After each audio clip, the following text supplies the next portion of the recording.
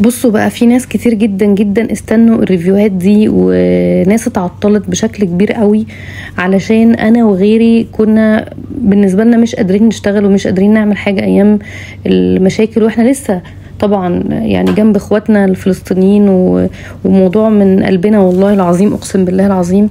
بس فعلا في شركات وفي ناس مشاريع صغيره بقى المفروض ان هي احنا المفروض يعني بنعملها احنا كنوع من الدعم. يعني انا بالنسبه لي الحاجات دي بعملها من غير اي مبالغ ماديه، وبعملها دعم للشركات وللناس السمول بيزنسز، الناس اللي بتشتغل بتعمل مشاريع صغيره. فمعلش بعد اذنكم ادعموهم معايا، عشان الناس دي الفتره اللي فاتت كل البلوجرز والانفلونسرز والممثلين والناس اللي عندها اكونتات كبيره بطلوا ان هم يعلنوا ويعملوا لهم دعايه على اكونتاتهم، علشان اول حاجه في ناس طبعا خايفه من الرد الفعل، الناس بتخش تشتم وتكتب كلام مش كويس.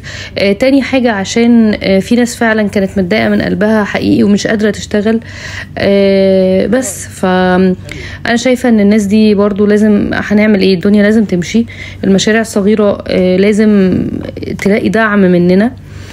دي شركة اسمها سوفت هوم، الشركة دي او الانستجرام بيج دي عندها حاجات كويسة جدا جدا جدا. انا شخصيا بعتولي زي ما انتم شايفين اللي هو اللحاف بتاع الشتاء اللي هو زي بتاع الاوتيل بالظبط، كذا لحاف شكلهم حلو قوي. وفي واحد كنت مختاره بينك، ده اكتر حاجه عجبتني، ان هو شمواه كده ولطيف قوي قوي قوي. هبقى اصوره لكم تاني ان شاء الله.